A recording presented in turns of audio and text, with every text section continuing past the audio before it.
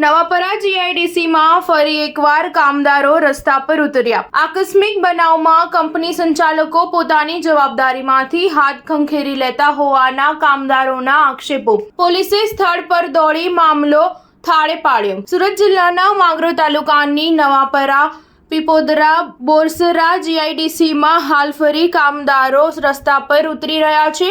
આજ રોજ વધુ એકવાર માંગરોળ તાલુકાના નવાપરા જીઆઈડીસીમાં કામદારો રસ્તા પર ઉતર્યા હતા અને હોબાળો મચાવ્યો હતો। કામદારો દ્વારા આક્ષેપો કરવામાં આવી રહ્યા છે કે જ્યારે પણ કંપનીમાં કામ કરતી વેળાએ આકસ્મિક બનાવ બને ત્યારે કંપનીના સંચાલકો પોતાની જવાબદારીમાંથી છટકી જાય છે, ત્યારે કંપનીના સંચાલકો કામદારોની જવાબદારી લે તેવી માંગ કરી રહ્યા છે। આ બબાલ કોઈ મોટું સ્વરૂપ ધારણ ન કરે તે માટે સુરત ગ્રામ્ય ડીવાયએસપી આર સરવૈયા, જિલ્લા LCB PI RB Bhadot, SOG PI BG Ishrani, OK Jadeja, MK Swami, VR Chosla, LG Rathod, Vijay Saigal સહિતના પોલીસ કાફલો ઘટના સ્થળે પહોંચી જીઆઈડીસી રાબેતા મુજબ શરૂ કરી ઇન્ડસ્ટ્રીના સંચાલકો સાથે બેઠક યોજવા માટેની કવાયત હાથ ધરી હતી।